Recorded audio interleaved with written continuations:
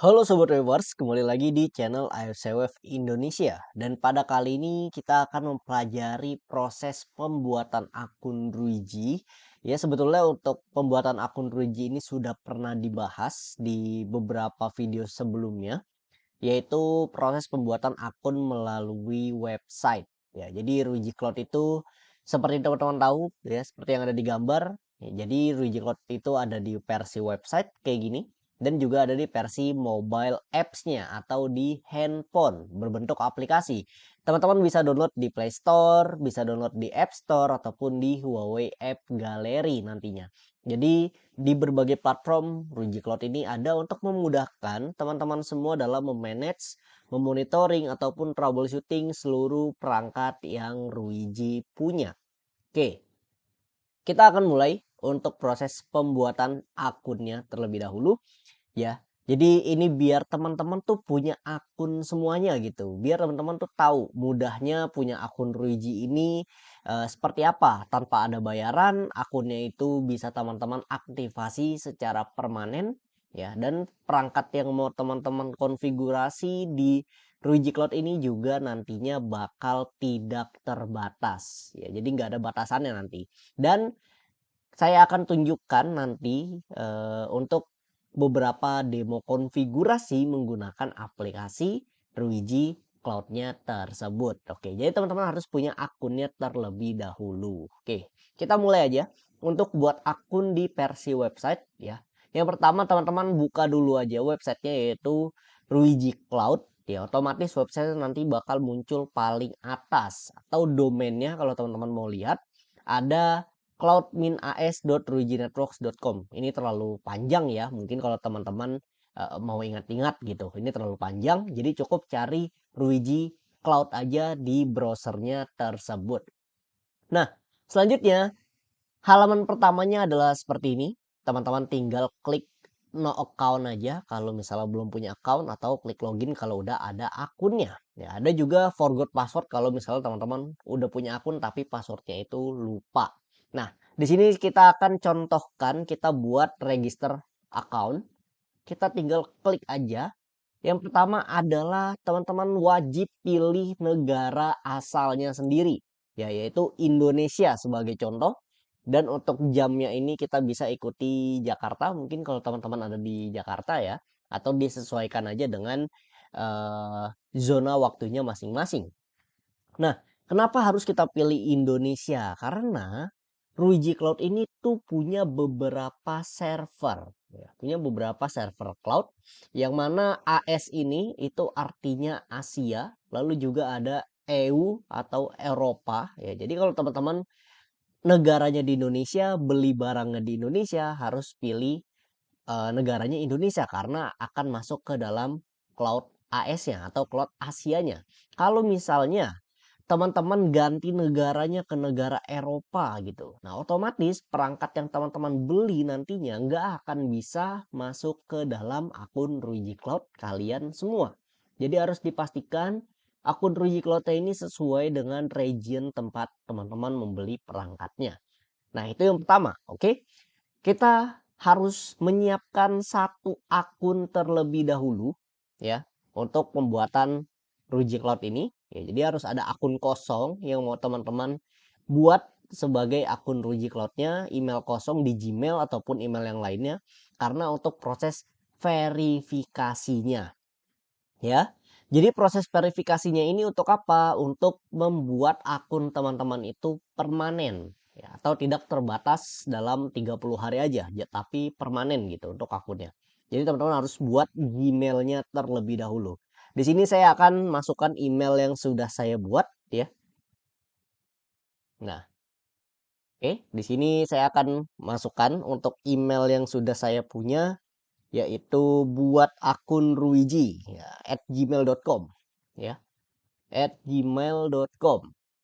Nah, selanjutnya ada password.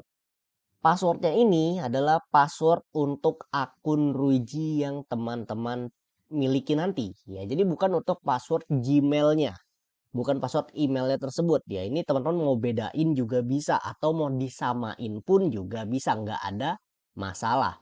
Tergantung teman-teman nyamannya seperti apa. Oke, di sini saya akan buat untuk passwordnya teman-teman harus perhatikan juga ya, ada kombinasi dari angka, lalu juga ada huruf besar, huruf kecil, dan juga ada simbol. Oke, di sini teman-teman nggak boleh pakai spasi untuk password ya. Di sini saya buat dulu untuk contoh password ya. Oke, oke. Nah, selanjutnya ada captcha-nya. Ini teman-teman isi aja captcha-nya sesuai yang muncul di teman-teman masing-masing. Setelah itu kita tinggal klik sign up. Ingat ya, passwordnya itu ada huruf besar, huruf kecil, angka, dan juga simbol. Jadi teman-teman harus ingat passwordnya seperti itu. Kita tinggal klik sign up. Nah, setelah itu ada registration sukses. Kita bisa langsung login ke Ruiji Cloud-nya di website Ruiji Cloud tersebut. Nah, ini udah otomatis login dia. Tetapi apakah akunnya sudah diverifikasi? Akunnya belum diverifikasi karena di sini ada notifikasi.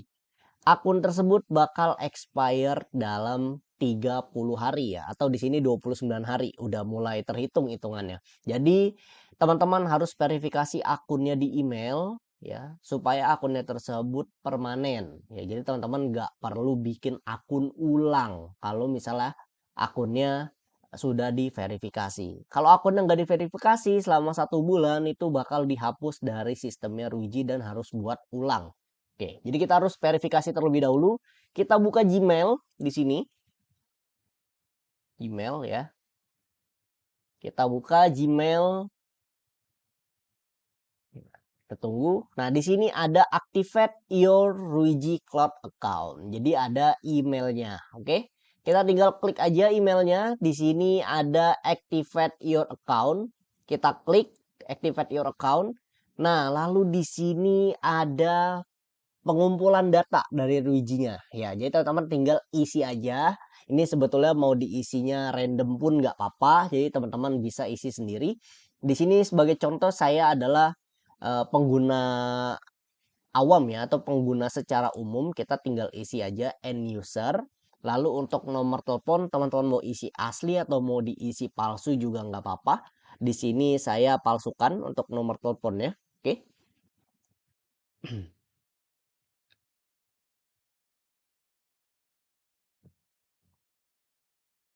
Nah, habis itu kita buat namanya terlebih dahulu. Misalnya di sini saya buat namanya itu hmm,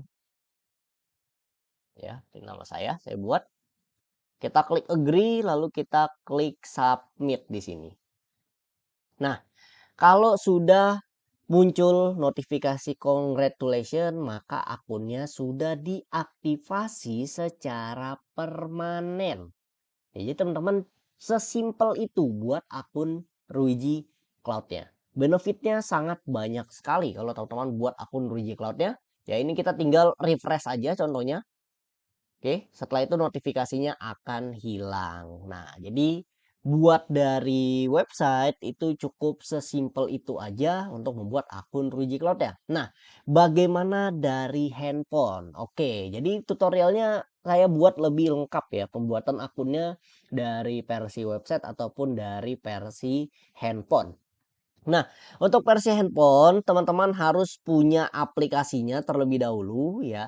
Jadi teman-teman download dulu aplikasinya tadi yaitu Ruiji Cloud ya atau Ruiji Ri. Teman-teman cari aja di Play Store, di App Store ataupun di Huawei App Gallery ya. Jadi untuk aplikasinya itu gambarnya sebentar. Saya tampilkan lagi yang ada di website biar teman-teman itu sedikit paham ya dengan proses pembuatan akunnya. Nah, ini dia untuk proses pembuatan akunnya. Jadi, teman-teman bisa cari aja untuk aplikasinya Ruiji Cloud atau Ruiji Ri itu di App Store ya, di Play Store ataupun di Huawei App Gallery. Oke. Jadi bisa buat monitoring, bisa buat troubleshooting, bisa buat konfigurasi dan juga ada Ritanya kalau teman-teman butuh asisten teknikal di sana. Nah, jadi seperti itu ya. Kita contohkan untuk yang dari handphone, teman-teman download aplikasinya lalu masuk ke pojok kanan bawah. ya di sini ada saya atau ada my kalau pakai bahasa Inggris. Nah, kebetulan karena kita ini belajar teknologi atau belajar dunia networking, kita harus membiasakan diri kita itu menggunakan bahasa Inggris. Ya, di sini nanti akan saya ganti ke bahasa Inggris karena ini belum login jadi masih pakai bahasa Indonesia. Soal kenapa? Soalnya banyak fitur yang kalau di bahasa Indonesiain atau ditranslate itu jadi aneh bahasanya.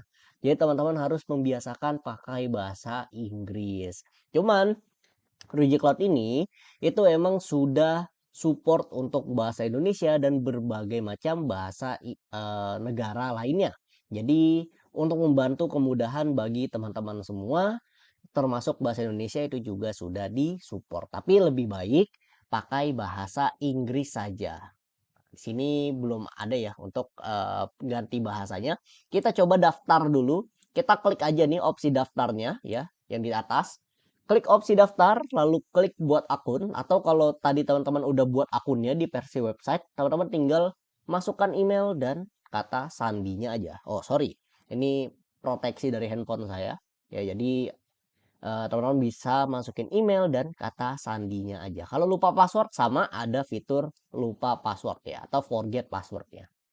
Jangan lupa habis masukin email kata sandi diklik yang saya telah membaca dan setuju.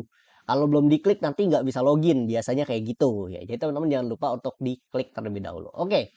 Sekarang saya contohin untuk buat akun dari aplikasi. Ya, di sini kita klik buat akun. Sama juga kayak tadi di website kita masukkan negara Indonesia terlebih dahulu. Emailnya tadi itu saya ada email lagi sudah buat ya. Kalau nggak salah itu emailnya Ruiji buat akun @gmail.com ya. Saya balik aja kata-katanya biar gampang diingat. Nah, di sini kita buat juga kata sandinya itu sama. Huruf besar, huruf kecil, simbol, dan juga angka. Ya, jadi teman-teman buat aja sama seperti yang ada di Ruiji Cloud tadi yang di versi website ya. Di sini saya akan sorry, saya akan matikan dulu ya untuk proteksinya. Lalu saya akan klik OK.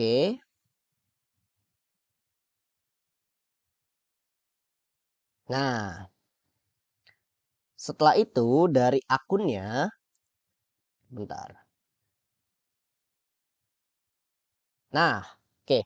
Jadi setelah teman-teman register akunnya tersebut ya, masukkan email dan juga password, otomatis bakal langsung login juga sama seperti yang di website. Nah, di sini teman-teman bisa cek emailnya ya, bisa teman-teman cek emailnya apakah sudah ada atau belum dari Ruijinya tersebut. Nah, contohnya kayak gini, ada aktivasi Ruiji Cloud.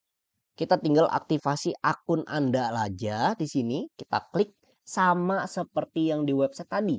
Di sini kita geser ke kiri, kita pilih yang pengguna atau end user ya atau orang umum ibaratnya. Lalu untuk nomor teleponnya teman-teman juga bisa isi kayak tadi ya, bisa diisi asli ataupun bisa diisi random itu bebas. Di sini saya isi random aja. Nah, habis itu nama saya isi lagi Ilham Biawan. Setelah setujui, lalu klik kirim. Nah, setelah itu nanti akan ada notifikasi selamat ya atau congratulation kalau bahasa Inggrisnya.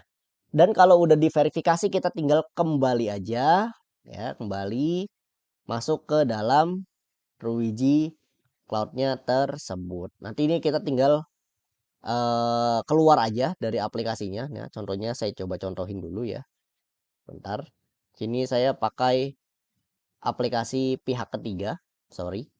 Ya, aplikasi pihak ketiga saya masuk ke bagian Ruijiri di sini. Oke. Nah, sini sudah hilang untuk notifikasi tersebut. Oke. Nah, buat akunnya sudah selesai. Lalu kita mendapatkan demo project. Oke, jadi nanti demo project ini nanti kita akan lakukan apa? Nanti ada di sesi acara, di akhir acara ada sesinya ya. Kita akan membahas terkait topik sesuai dengan videonya masing-masing. Oke, jadi untuk video kali ini nanti ada topiknya sendiri, video selanjutnya ada topiknya sendiri, dan untuk video buat akunnya akan selalu saya ulang. Ya, akan selalu saya tambahkan di awal video karena ini untuk pengetahuan teman-teman agar bisa membuat akun Ruijinya sendiri karena masih banyak sekali yang bingung tentang buat akun Ruiji ini bagaimana, yang perlu panduan detailnya bagaimana. Nah, ini kita buatkan video detailnya untuk buat akun dari website ataupun dari mobile apps-nya tersebut. Oke?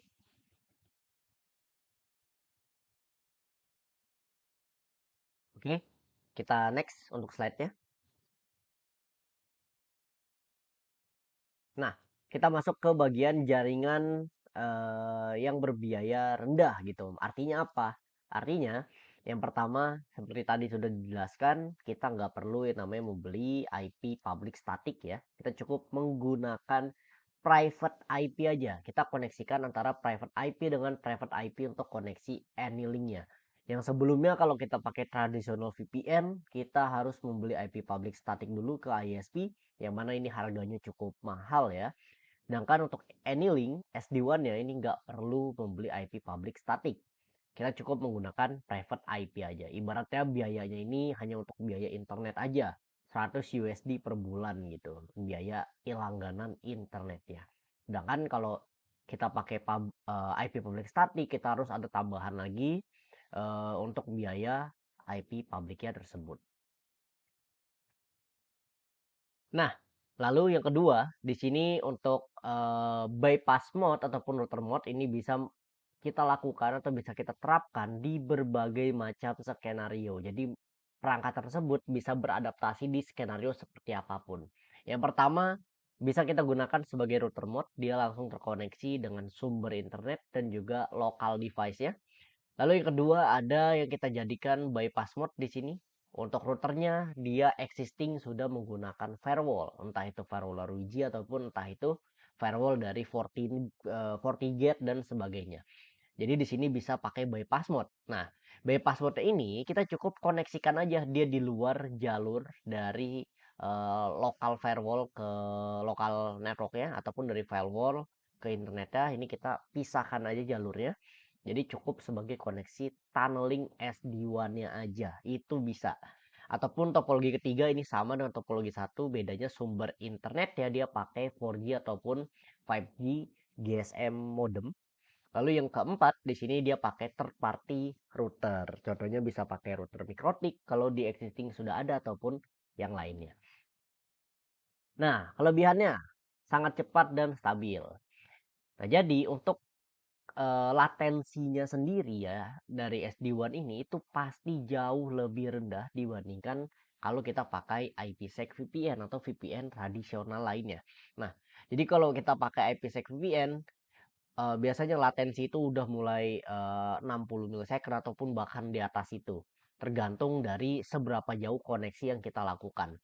Nah, kalau dari SD-WAN sendiri koneksinya itu akan lebih stabil ya dibandingkan IP VPN ataupun VPN tradisional. Jadi lebih stabil dari sisi koneksi delay-nya. Lalu juga untuk kualitas link-nya pun itu bisa kita lihat speed upload-nya berapa, download-nya berapa yang sudah berjalan gitu.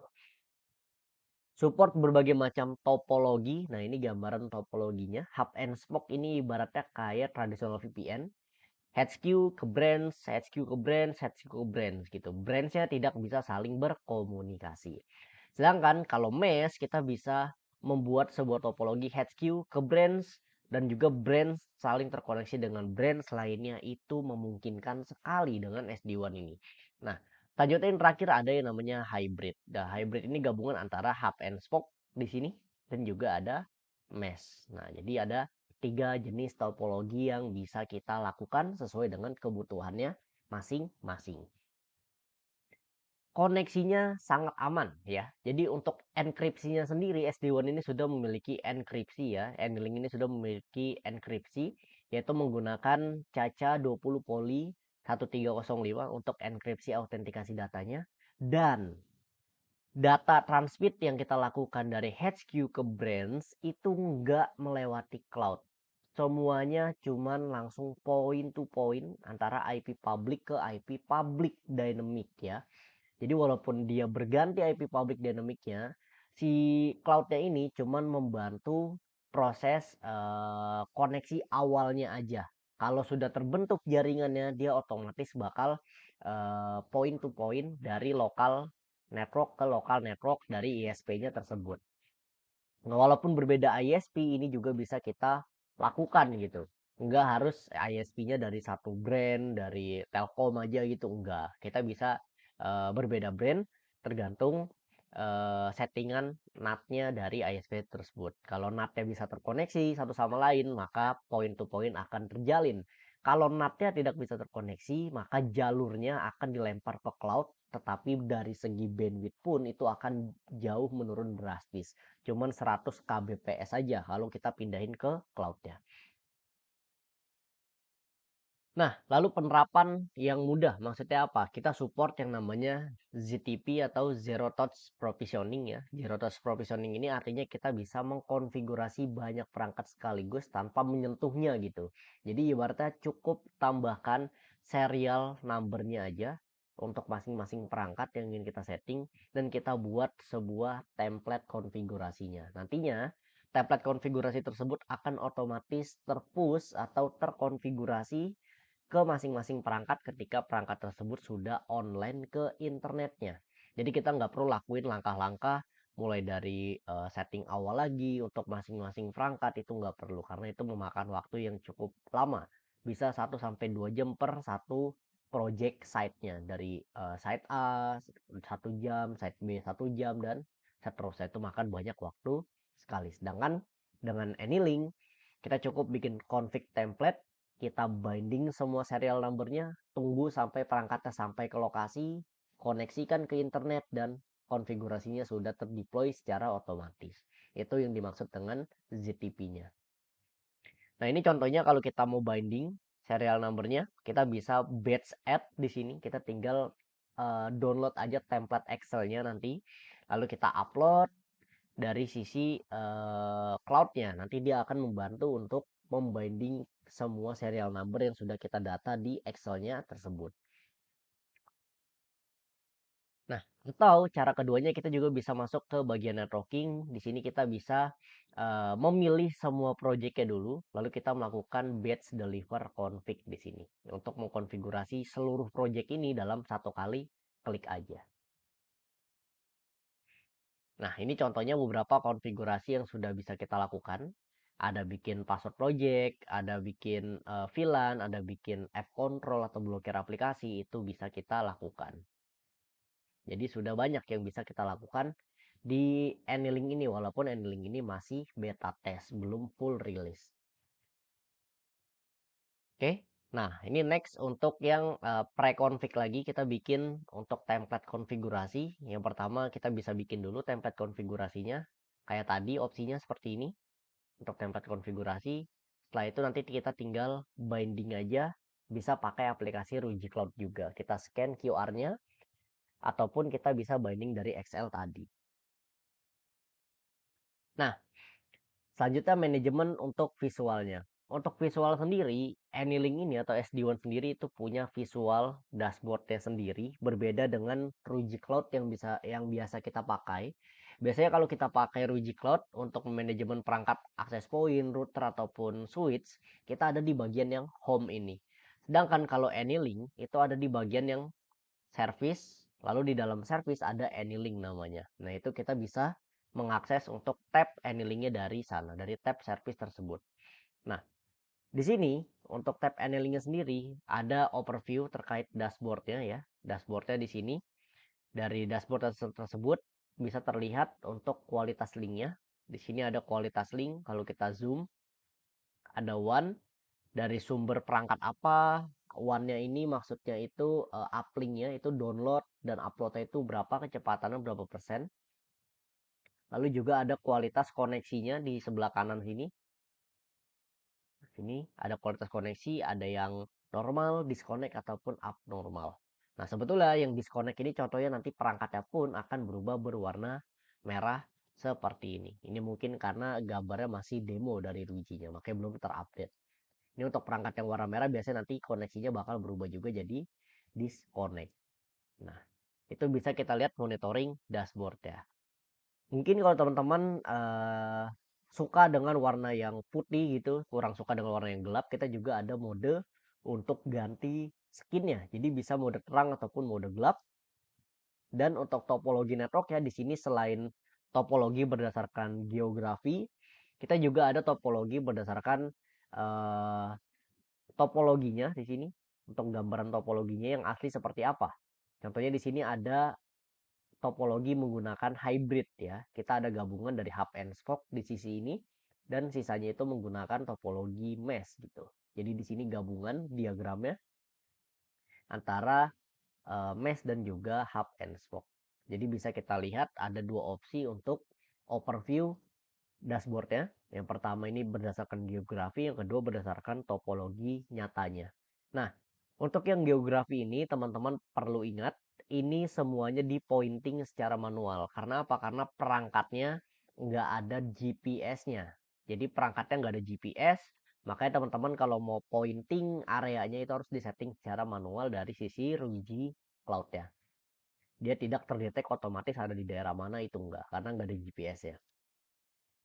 Nah, kalau kita klik di opsi one-nya, di sini kita juga bisa melihat kualitas koneksinya ya. Ada delay 45 milisecond, ada kecepatan, upload downloadnya berapa, link statusnya normal, dan ada tulisan non cloud forwarding. Nah, artinya apa? Artinya dia datanya itu langsung point to point atau peer to peer dari lokal ISP ke lokal ISP, nggak lewat cloud lagi.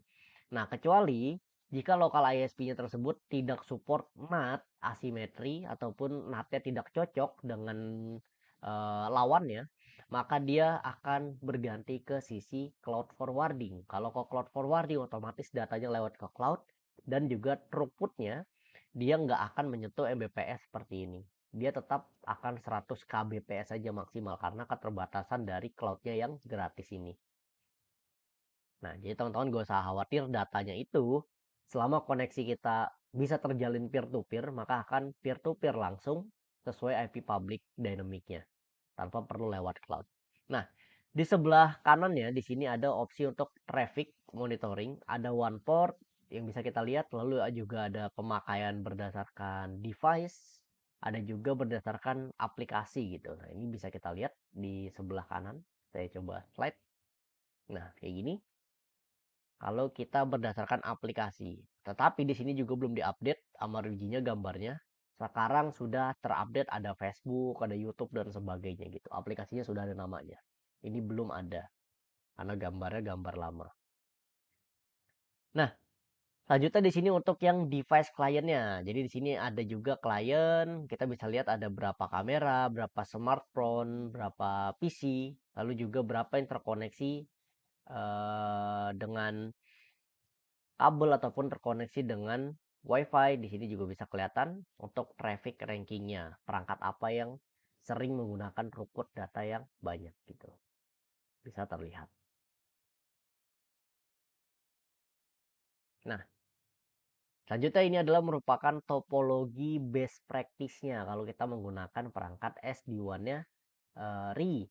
Di sini kita selalu menyarankan untuk tipe tertinggi EG1510XS kita letakkan di HQ atau headquarter-nya. Karena apa? Karena ada berbagai macam limitasi dari sisi perangkat yang kecil-kecil ini kalau kita letakkan di HQ. Nanti akan ada pembahasan limitasinya.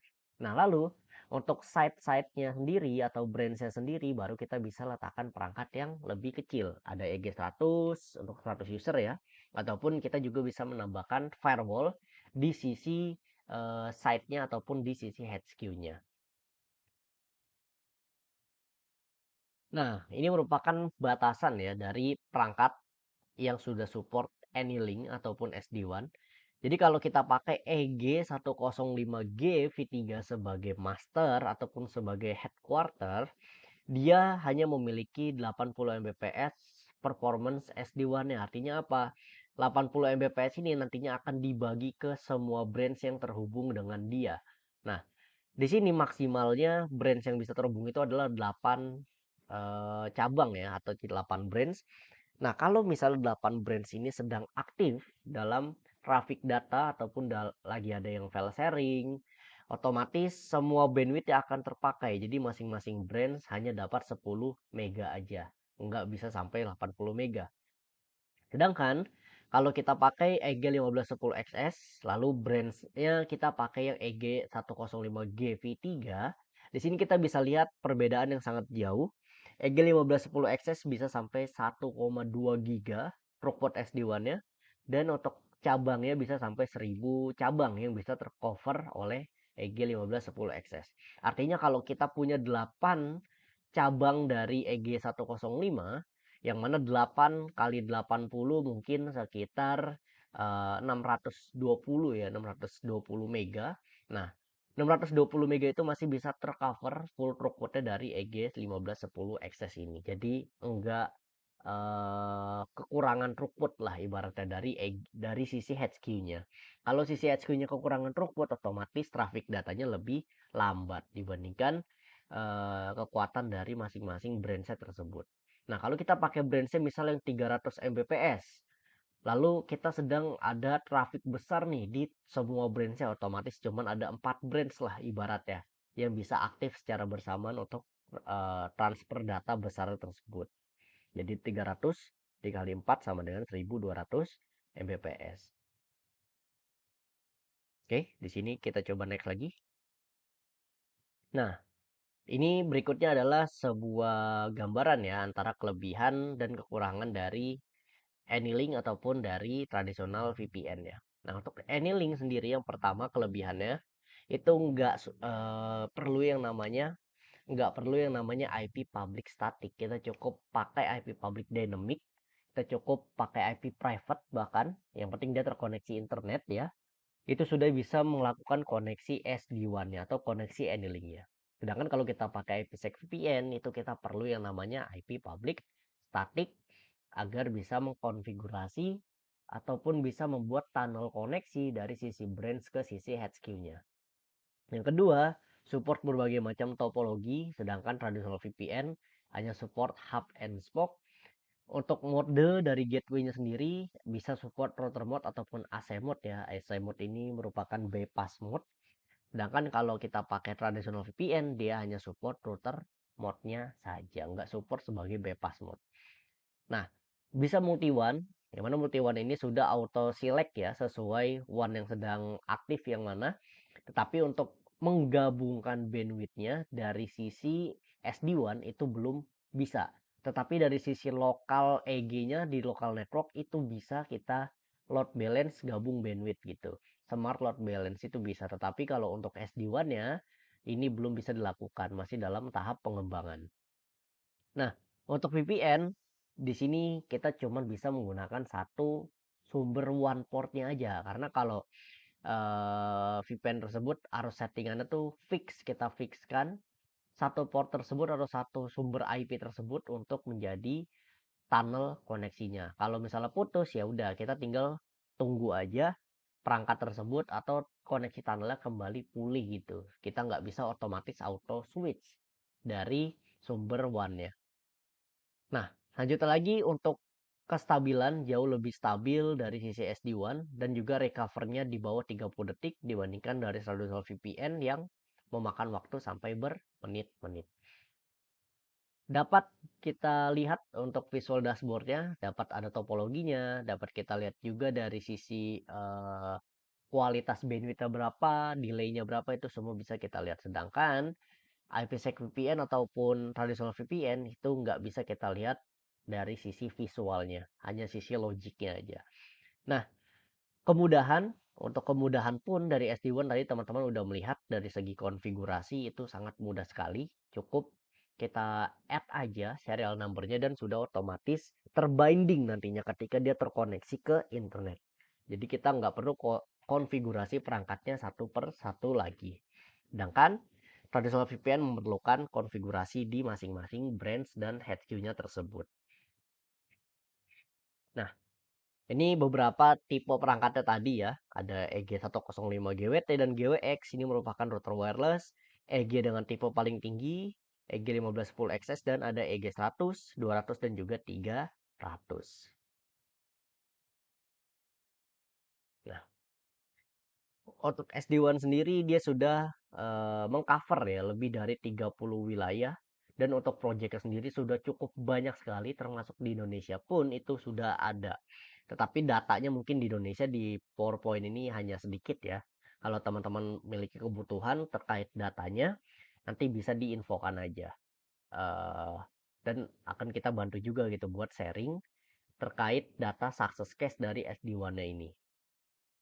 Nah, yang pertama kalau di Indonesia sendiri ada Kominfo di Kabupaten Nunukan. Dia sudah menggunakan topologi SD-WAN sendiri untuk mengkoneksikan masing-masing kantor kecamatan ke pusat data centernya. Jadi di sini menggunakan SD-WAN dari RI.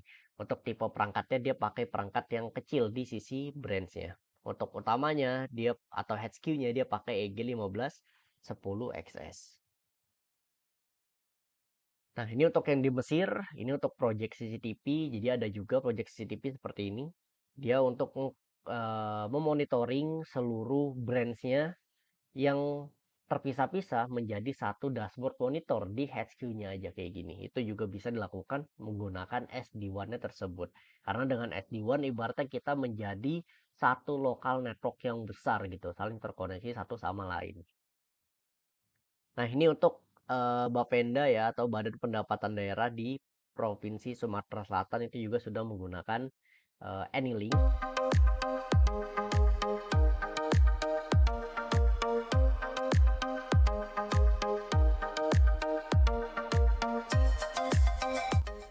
Hello, I am Ahmad Rabianto, IT Manager at Regional Revenue Agency of South Sumatra Province. We are currently managing WAN connectivity for 46 branches throughout southern Sumatra. There were many obstacles in original solution, like it requires a high cost of MPLS and public IP, high latency and absence of centralized control. Now with Ray SD-WAN, it transformed our network. The cost-saving private IP networking, zero-touch provisioning for easy implementation, much lower latency in performance, and dynamic dashboard making it easier in management across all SAMSAT branches. Real-time monitoring with global topology, latency tracking, alarm warning, and diagnostics. Everything is under control. Ray Anylink is the ultimate SD-WAN solution, a fast, smart, and secure SD-WAN that efficiently solves our 46 branch challenges. With its user-friendly design, advanced features, and cost efficiency, we are highly satisfied with its performance and easy configuration. Jadi tadi itu merupakan review ya, tapi di dubbing sama orang Dojinya untuk menggunakan bahasa Inggris gitu.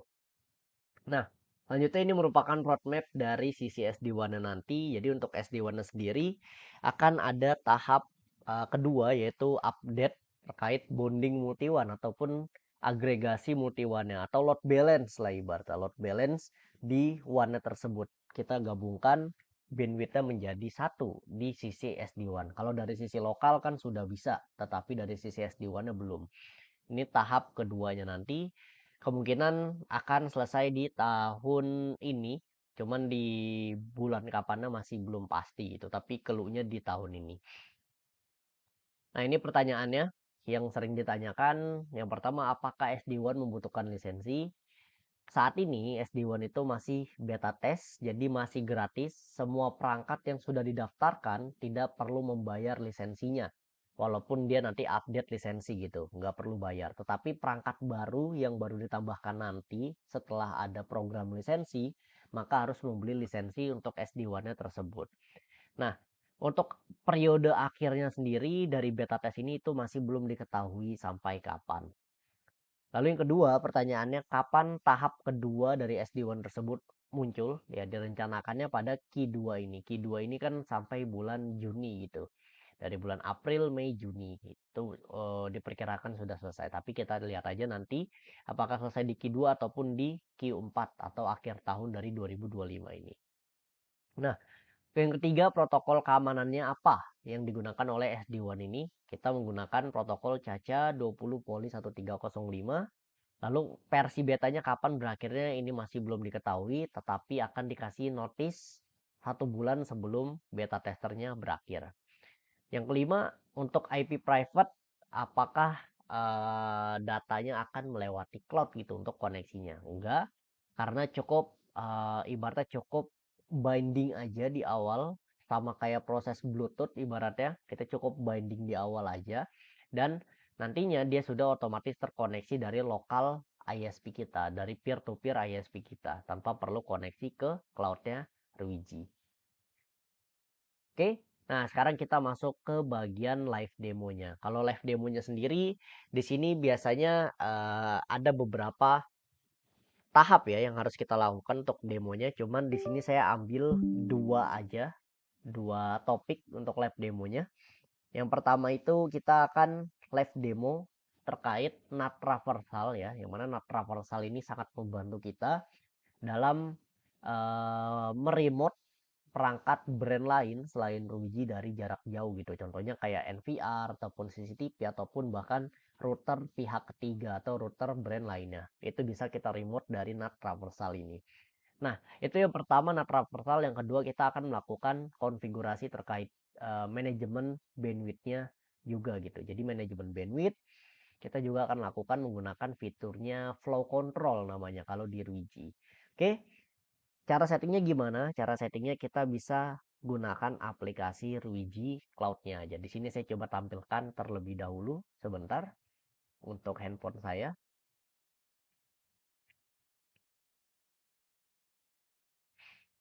Oke. Nah, sini untuk handphone saya sudah terlihat ya. Oke. Ini ada handphone saya. Pertama, untuk NAT traversal, kita coba membuat project demonya terlebih dahulu. Di sini kita klik aja SMB General Demo. Kalau teman-teman mau mencoba proses SON, bisa pilih yang atas. Kalau enggak ya udah kita tinggal skip aja. Kita create demo projectnya. Di sini akan muncul project demonya. Nah, ini lagi di create dulu. Tunggu sampai selesai. Nah, kalau udah selesai kita tinggal masuk aja ke project demonya. Nah, yang langkah pertama, kalau kita ingin menggunakan NAT traversal, kita tinggal tarik aja tab workspace ini ke atas, kita tarik, masuk ke menu advance, kita scroll ke bawah, ada yang namanya NAT traversal di sini. Kita klik, kita add service-nya, kita tambahin di sini misalnya CCTV ya, CCTV ataupun NVR. Lalu kita ketikkan IP yang ingin kita tembak, IP dari CCTV tersebut ataupun IP dari NVR tersebut. Kita tinggal taruh aja IP-nya di sini. Nah, atau kalau misalnya CCTV-nya terdeteksi oleh Ruiji Cloud, biasanya ini karena ada switch-nya Ruiji, yaitu switch ES ataupun switch NBS. Dia bisa mendeteksi CCTV. Nah, ini kita tinggal klik aja CCTV-nya dan sudah dibuatkan secara otomatis. Klik OK. Nyalakan fitur tunneling-nya dari NAT traversal. Setelah itu kita tinggal klik open. Nantinya dia akan mentunneling secara otomatis seperti ini ke lokal perangkat CCTV-nya ataupun ke NVR-nya. Jadi kita nggak perlu yang namanya beli IP public static, kita nggak perlu bikin VPN buat tunneling ke lokal perangkatnya. Cukup pakai NAT traversal ini. Itu yang pertama, NAT traversal. Yang kedua, kita akan melakukan yang namanya konfigurasi terkait limitasi bandwidth gitu atau manajemen bandwidthnya. Caranya gimana? Caranya pertama kita masuk ke tab skenario. Di sini ada yang namanya flow dan app control. Kita klik. Nah, pertama smart flow controller harus kita enable terlebih dahulu. Ini kita taruh aja bandwidth asli kita berapa gitu. Bandwidth aslinya mungkin kita isi 100 itu pun nggak masalah. 100 Mbps, 100 Mbps. Kita klik save. Setelah itu kita masuk ke bagian app control ya. Sini kita tambahkan misalnya limitasi untuk aplikasi YouTube misalnya. Nah, di sini kita tinggal pilih usernya.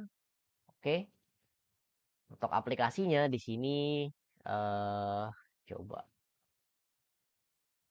saya cari apakah dia bisa demo project mencari aplikasi. Nah, di sini bisa ya contohnya.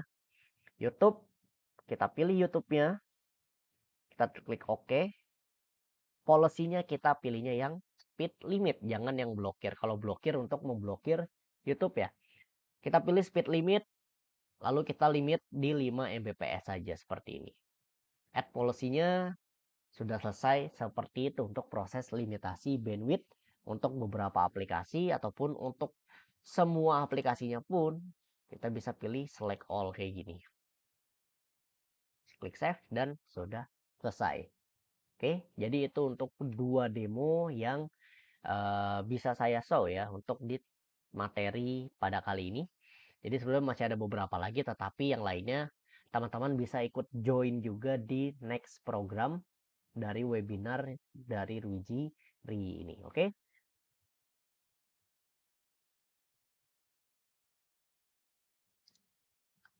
Oke, kalau teman-teman sudah melakukan scan kode QR yang kita tampilkan tadi, ya atau di sini akan saya tampilkan lagi ya di sebelah kanan ataupun di sebelah kiri, teman-teman bisa scan kode QR-nya menggunakan fitur scan di aplikasi Ruiji Ri-nya, yaitu ada di pojok kiri atas ya. Jadi teman-teman bisa scan di sini, tinggal klik aja lalu arahin ke arah kamera atau kode QR yang muncul di layarnya tersebut. Nah, kalau sudah di-scan, ya ini aplikasinya agak sedikit bug ya. Nah, kalau sudah di-scan, pastinya teman-teman akan mendapatkan satu demo project. Ya, contohnya kayak gini, ada SME General Demo. Teman-teman tinggal masuk aja. Kita akan melakukan demo konfigurasi menggunakan demo project yang didapatkan oleh Ruiji. Nah, jadi untuk demo project ini adalah project virtual atau perangkatnya itu perangkat virtual yang mana perangkat virtual ini bisa kita otak-atik sesuka hati kita. Ya, kita bisa coba-coba semua fitur yang ada di Ruiji Cloud aplikasi maupun di Ruiji Cloud yang versi website untuk mengetes atau untuk mempelajari konfigurasi fitur ini itu bagaimana loh. Fitur A ini seperti apa konfigurasinya, fitur B seperti apa. Nah, itu bisa kita pelajari menggunakan demo project. Oke, untuk di aplikasi kita akan mencoba dua fitur ya. Setelah teman-teman scan kode QR-nya, pastikan di-scan dulu ya karena untuk mendapatkan demo project teman-teman bisa scan kode QR-nya tersebut. Nah, untuk demo project ini masa aktifnya dalam waktu 4 jam aja ya. Setahu saya 4 jam, 3 atau 4 jam nanti dia bakal hilang. Nah, nanti kalau sudah hilang teman-teman bisa buat manual. Caranya nanti akan saya tunjukkan di akhir demo konfigurasi menggunakan project yang sudah ada. Oke, jadi teman-teman yang pertama kita akan demokan terkait fitur Wireless Intelligent Optimization atau WIO. Yang mana WIO ini itu bisa kita gunakan untuk memperbagus, untuk memperbaiki ataupun untuk mengoptimalkan channel frekuensi dari masing-masing akses point yang kita miliki. Jadi, kalau kita memasang banyak akses point, entah itu di rumah, di kantor, ataupun di sekolahan, kita harus melakukan adjustment atau melakukan penyesuaian terhadap channel frekuensi dari masing-masing akses point tersebut. Supaya apa? Supaya tidak saling tabrakan atau supaya tidak interferensi. Kalau interferensi kasusnya seperti apa? Kasusnya banyak user yang connect tetapi nggak dapat IP. Atau banyak user yang bisa connect dapat IP tetapi nggak dapat internet. Atau sinyalnya tersebut tidak bagus. Mungkin kalau teman-teman awam kita satuannya pakai bar kayak cuman dapat 3 bar atau 2 bar padahal akses poinnya tidak terlalu jauh.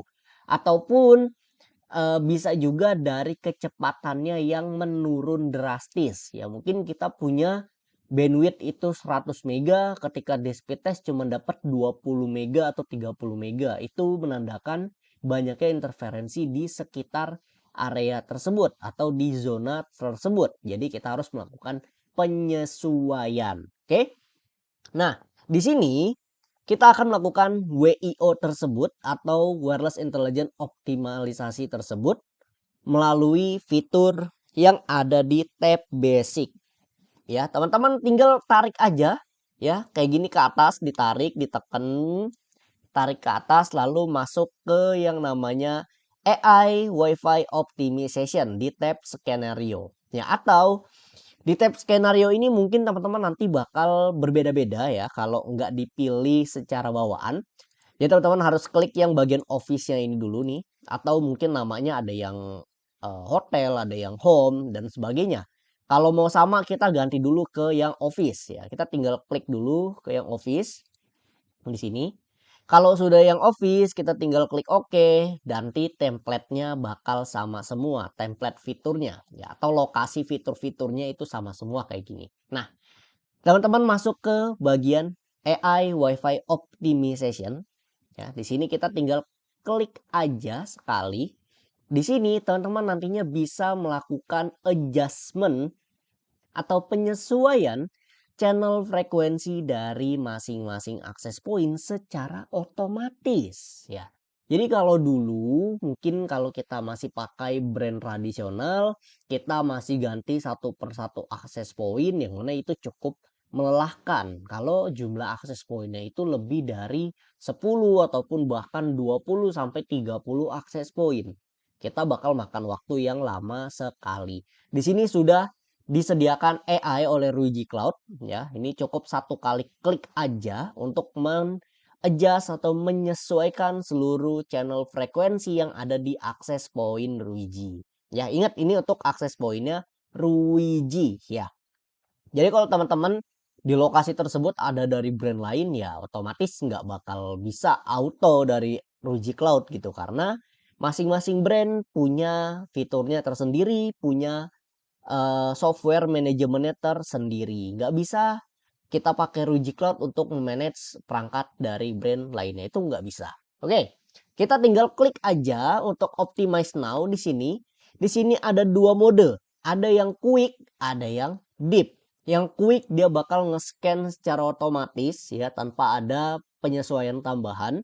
Kalau yang deep kita bisa atur yang mana AP-nya tersebut yang mau kita adjust ini siapa? AP yang mana? Ini bisa kita atur, tapi nggak usah kita contohkan untuk pengaturan AP-nya ya.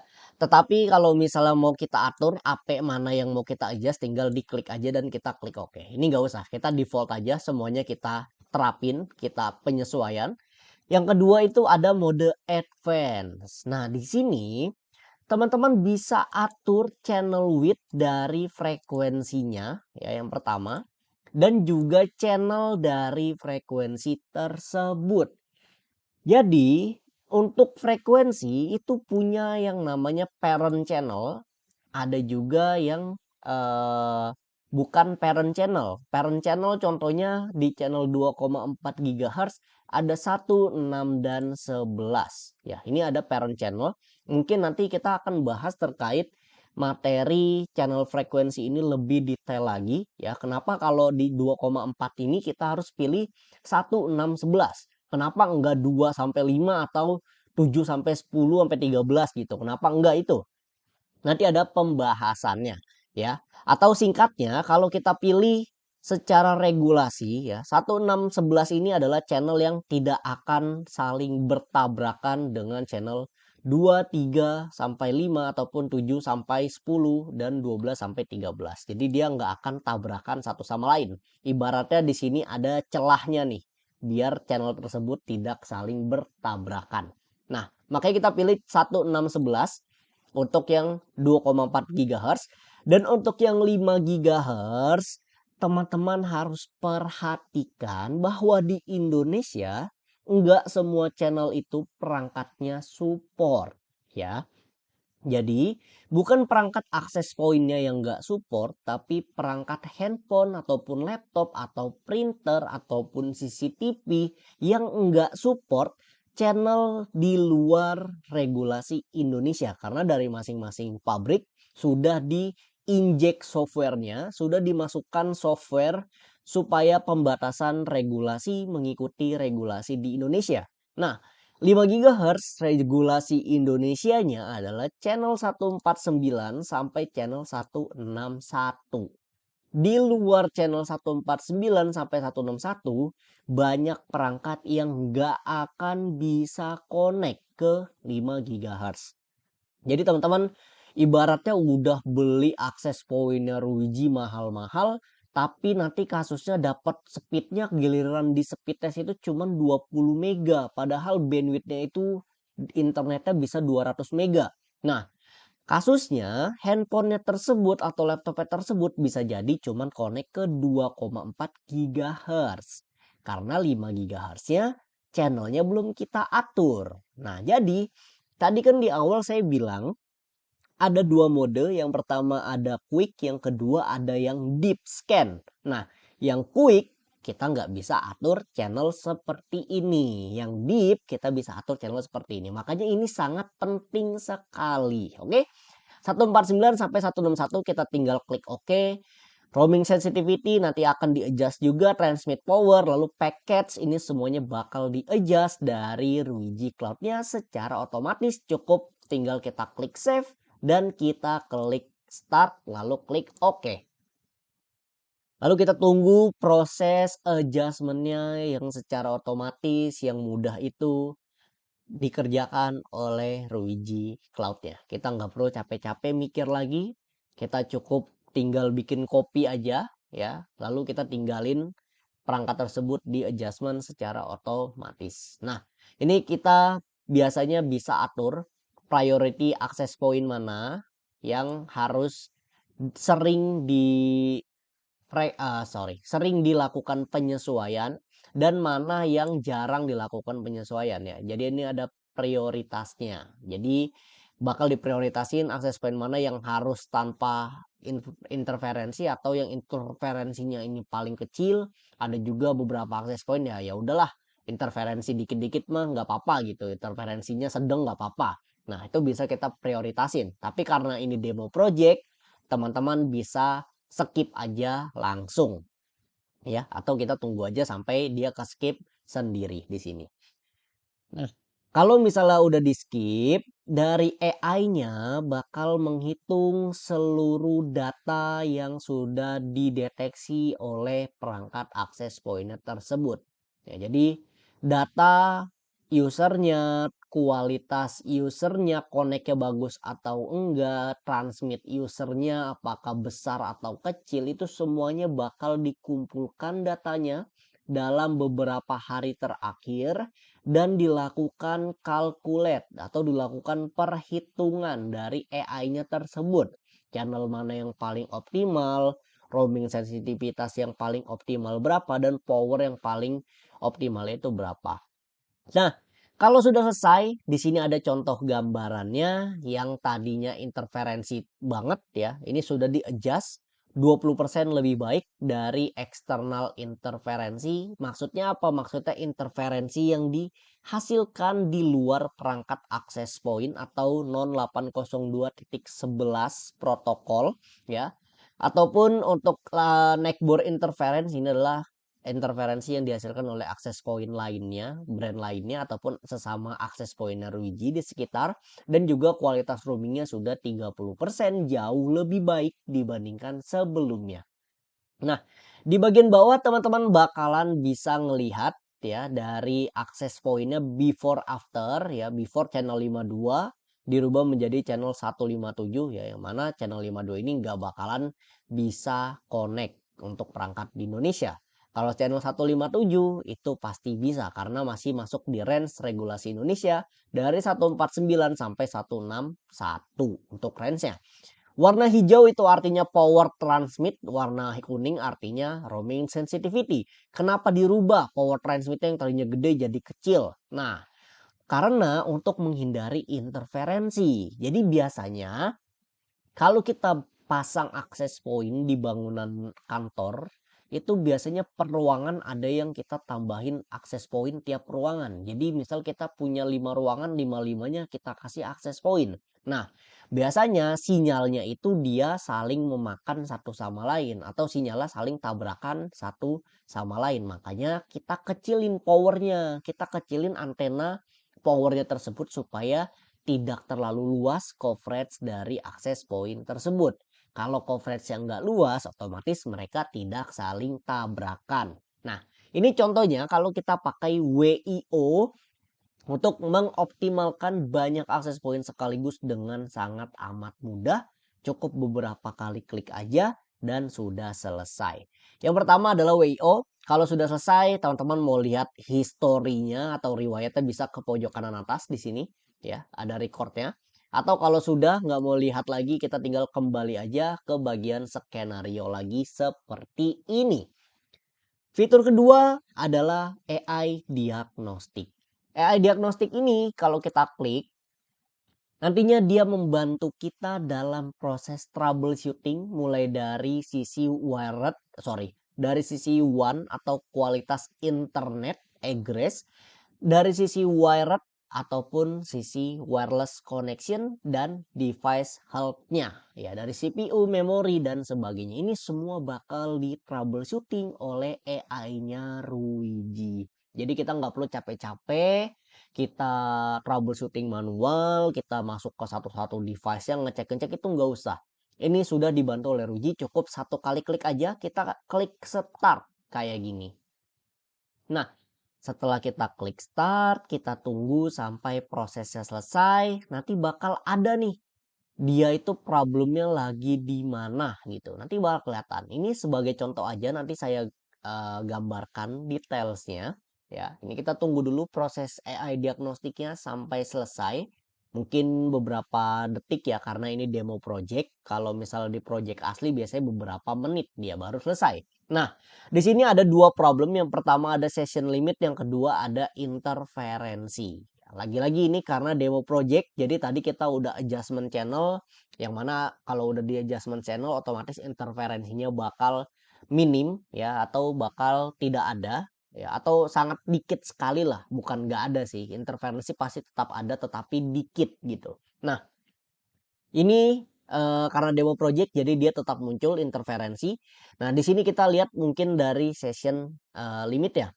Kita misalnya klik di sini bakal kelihatan sessionnya tersebut nanti dari tanggal berapa ya, atau di waktu kapan, di jam berapa. Nah, kalau sessionnya tembus melebihi batas si perangkat routernya, otomatis internetnya bisa nge-freeze atau internetnya bisa macet sebentaran. Ya, jadi internetnya bakal mati sebentar karena perangkat routernya overload ibarat ya. Nah, session itu apa? Session itu adalah proses koneksi dari sisi user, dari handphone, laptop, ataupun CCTV ataupun printer itu connect ke dalam internet.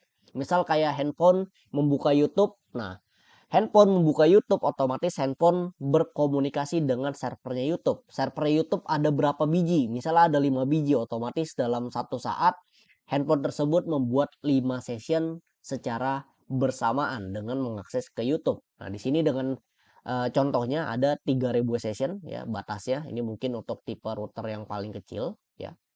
Nantinya bakal dikasih saran solution ya dari Ruiji ini seperti apa.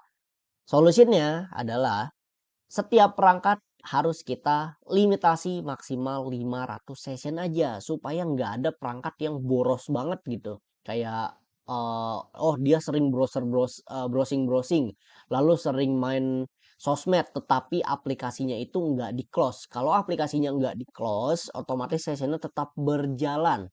Nah, ibaratnya kita harus nge-close chatnya atau kita hapus chatnya dari handphone kita baru sessionnya tersebut bisa terputus atau terhapus. Kalau masih berjalan di latar belakang biasanya kayak bapak-bapak atau ibu-ibu, nah itu tetap terhitung tuh sessionnya secara latar belakang. Otomatis saran dari Ruji adalah melimit sessionnya tersebut. Ya, oke.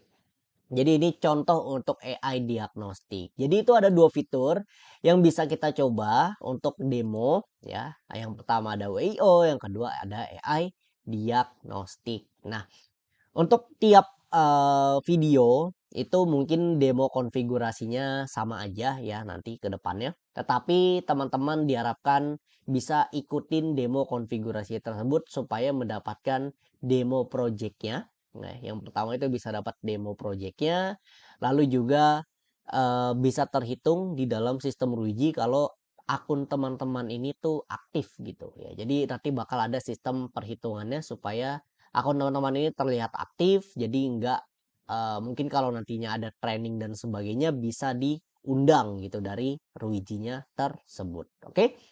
Nah, kalau teman-teman mau coba berbagai macam fitur lainnya, tinggal masuk ke tab basic ya di sini. Tab basic juga banyak fiturnya masing-masing.